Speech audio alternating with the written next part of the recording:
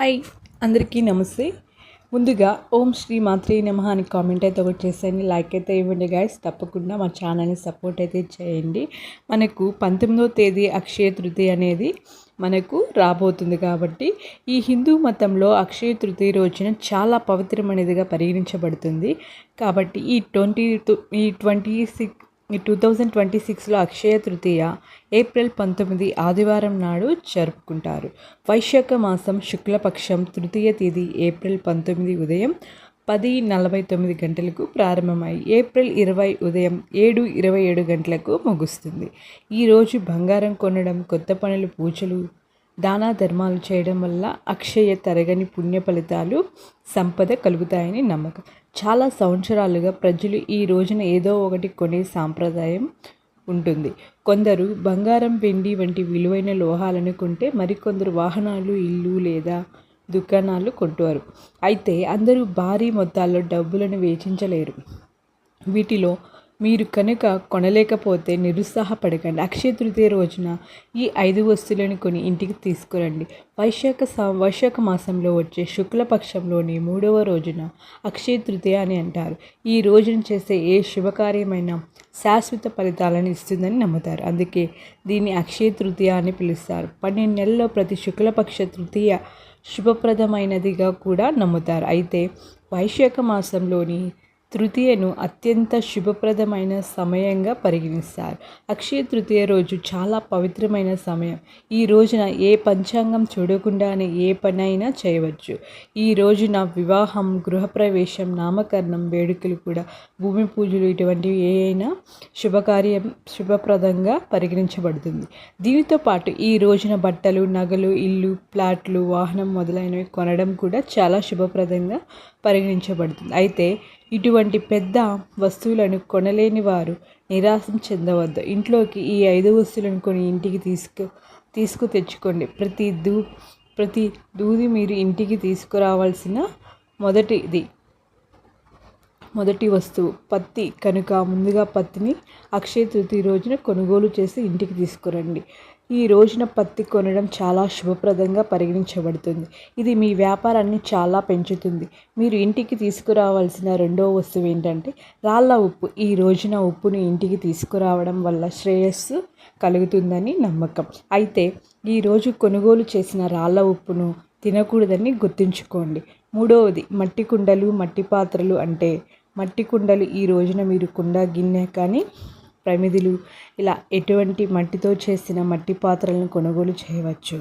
బంగారం కొనలేని వారు మట్టి కుండలను కొనడం కూడా బంగారం కొన్నట్లే పరిగణించబడుతుంది. బార్లీ లేదా పసుపు, ఆవాలు. అక్షయ తృతీయ రోజున బార్లీ లేదా పసుపు, ఆవాలు కొని ఇంటికి తీసుకురండి. బార్లీ లేదా పసుపు, ఆవాలు కొనడం బంగారం, వెండి వంటి లోహాలు కొన్నంత ప్రయోజనకరంగా ఉంటుందని అంటారు. గవ్వలు. అక్షయ తృతీయ రోజున గవ్వలను కొనడం చాలా శుభప్రదంగా భావిస్తారు. లక్ష్మీదేవికి కూడా గవ్వలతో పాటు మీ ఇంటికి వస్తుందని నమ్ముతారు. ఎందుకంటే లక్ష్మీదేవికి గవ్వలను అంటే చాలా ఇష్టం. ఈ రోజున 11 గవ్వలను కొని వాటిని ఎర్రటి వస్త్రంలో చుట్టి లక్ష్మీదేవికి సమర్పించాలి.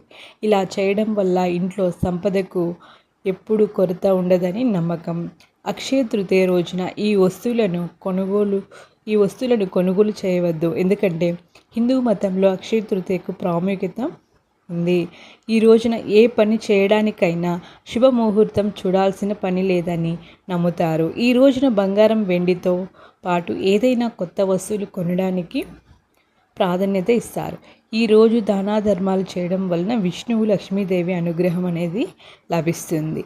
ఈ అక్షయ తృతీయ రోజున విష్ణు భగవాన్ని కానీ లక్ష్మీదేవిని పూజించడం చాలా ప్రధానమైనది. ఈ రోజున కొన్ని వస్తువులను పొరపాటును కూడా కొనవద్దు, అశుభం అని చెప్తున్నారు. అక్షయ తృతీయ పండుగ రోజున బంగారం, వెండి వంటి వస్తువులు షాపింగ్ చేస్తే ఆర్థిక అభివృద్ధి కలుగుతుందని నమ్ముతారు. అందుకనే ఈ రోజున ఏవైనా వస్తువులు కొనుగోలు చేస్తారు.